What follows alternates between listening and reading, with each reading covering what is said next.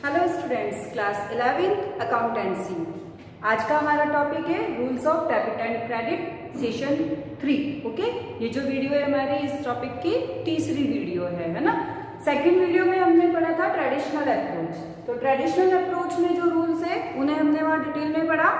इस वीडियो में हम देख रहे हैं मॉडर्न अप्रोच। मॉडर्न अप्रोच में अगर हम देखें तो अकाउंट्स को मेनली 5 टाइप से क्लासिफाई किया हुआ है। फर्स्ट है आपका लायबिलिटीज अकाउंट, सेकंड है इनकम अकाउंट, थर्ड है आपका कैपिटल अकाउंट, फोर्थ है आपका एसेट्स अकाउंट और फिफ्थ है आपका एक्सपेंसेस अकाउंट। ठीक है, तो हम क्या पढ़ रहे हैं? रूल्स पढ़ रहे हैं। रूल्स समझने के लिए मॉडर्न अप्रोच में अकाउंट्स को 5 टाइप से क्लासिफाई किया हुआ है। तो मॉडर्न अप्रोच में फर्स्ट हम क्या देखेंगे? Liabilities account. लायबिलिटी क्या होती है भाई? जो भी बिजनेस को पे करना है ना, जितने भी लोगों को चुकाना है वो सब बिजनेस के लिए क्या है? लायबिलिटी होती है। तो लायबिलिटी या तो आपकी बढ़ेगी या आपकी कम होगी, या तो आपकी लायबिलिटी इंक्रीज होगी या आपकी डिक्रीज होगी।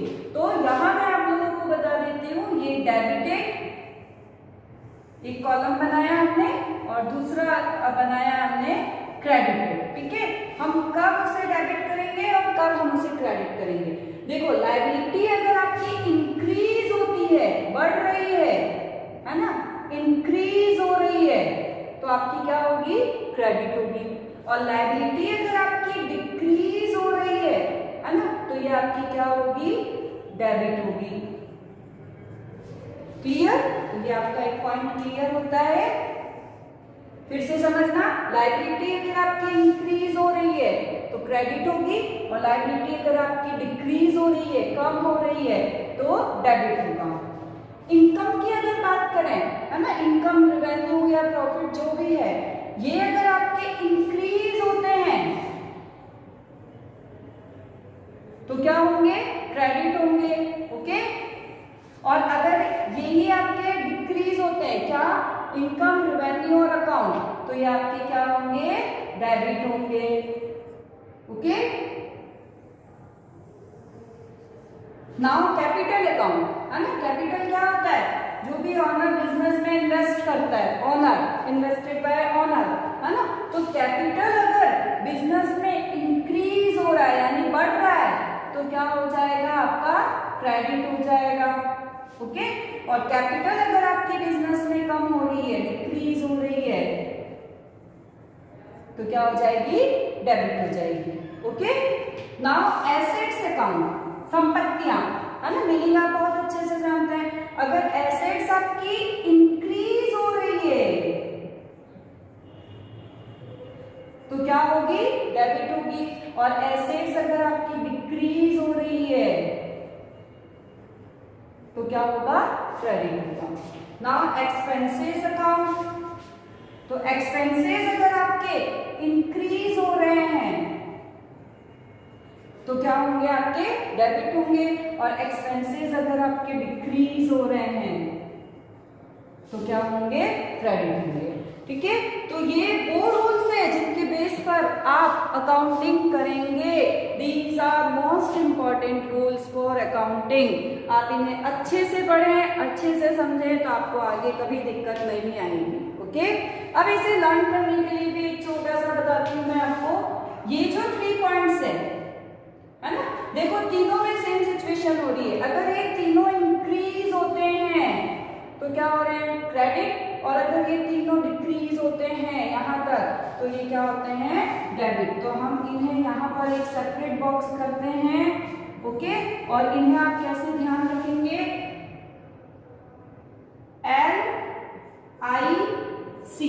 ओके, ये फर्स्ट लेटर LIC। तो LIC अगर आप ये याद रख लेते हैं, LIC भाई इंक्रीज हो रहे हैं तो क्रेडिट, और डिक्रीज हो रहे हैं तो डेबिट। और ये दोनों आपके किस में आ जाएंगे? A और E। ओके, एसेट्स और एक्सपेंसेस अगर इंक्रीज होती है तो डेबिट, और अगर डिक्रीज होती है तो क्रेडिट। ओके, तो इन रूल्स को आपको बहुत अच्छे से पढ़ना है और समझना है। तो मॉडर्न अप्रोच के इन्हीं रूल्स को अब हम एग्जांपल से समझेंगे। ठीक है, तो भाई जैसे ये मेरा बिजनेस है,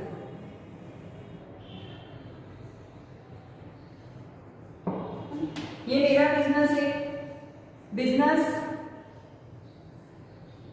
स्टार्टेड विथ कैश ₹100, है ना। अब इसमें दो एस्पेक्ट हमें देखने हैं, एक तो कैश, जब भी ट्रांजैक्शन में कैश वर्ड आ रहा है इट मींस एक पहलू आपका हुआ कैश, ठीक है, एक तो हुआ आपका कैश। बिजनेस स्टार्टेड, बिजनेस किसने स्टार्ट किया, ओनर ने, और ओनर जो बिजनेस स्टार्ट करते समय पैसा लगाता है उसे हम क्या कहते हैं, कैपिटल। तो एक हुआ आपका कैश, दूसरा हुआ कैपिटल, ओके। अब मॉडर्न अप्रोच में अगर हम देखते हैं तो कैश क्या है आपकी, एसेट, और कैपिटल क्या है आपकी, कैपिटल, ओके। एसेट इंक्रीज हुई या डिक्रीज हुई, तो देखो बिजनेस में ओनर ने पैसा लगाया तो बिजनेस में कैश क्या हुआ, इंक्रीज हुआ ना, तो क्या हुआ है, इंक्रीज हुआ है, ओके।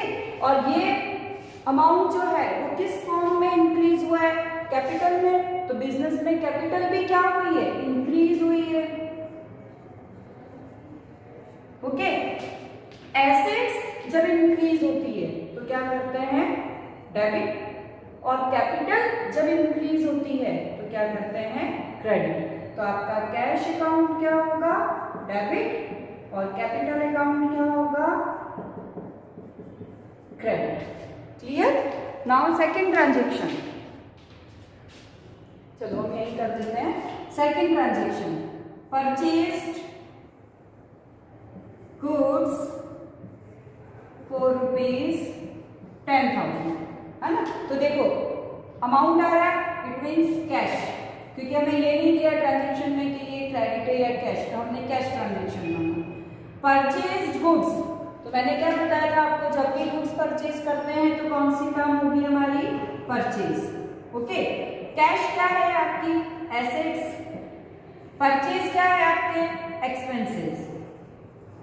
मॉडर्न अप्रोच के बेस पर देखें तो एसेट्स क्या हुआ है आपका, कैश क्या हुआ है, आपने गुड्स परचेज किया तो कैश क्या हुआ, गया, बिजनेस से गया है, तो जो बिजनेस से जाता है तब भी हम क्रेडिट करते हैं ट्रेडिशनल अप्रोच के बेस पर, ओके। और मॉडर्न बेस में एसेट्स हमारी क्या हुई, कैश गया तो क्या हुआ, एसेट्स हमारी क्या हुई, डिक्रीज हुई, और परचेज है ना, एक्सपेंसेस हो गया हमारा। तो अगर हम वैसे देखें तो हमने गुड्स परचेज किया, गुड्स हमारे बिजनेस में आया, जो आता है उसे हम डेबिट करते हैं, और परचेज एक्सपेंसेस है तो एक्सपेंसेस हमारा क्या हुआ, बढ़ गया ना, हमने खर्चा किया है तो एक्सपेंसेस इंक्रीज हुआ। एसेट्स डिक्रीज होती है तो होता है क्रेडिट, और एक्सपेंसेस इंक्रीज होता है तो होता है डेबिट। तो आपका यहाँ क्या हो जाएगा, परचेज अकाउंट तो होगा आपका डेबिट, ओके, और कैश जो है वो कैश अकाउंट आपका क्या होगा, क्रेडिट, ओके। तो हमने मॉडर्न अप्रोच के बेस पे जो रूल्स हैं, है ना, डेबिट और क्रेडिट करने के, उन्हें 2 एग्जाम्पल से पढ़ा है, हम आगे बहुत सारे एग्जाम्पल्स ऐसे करेंगे, ओके।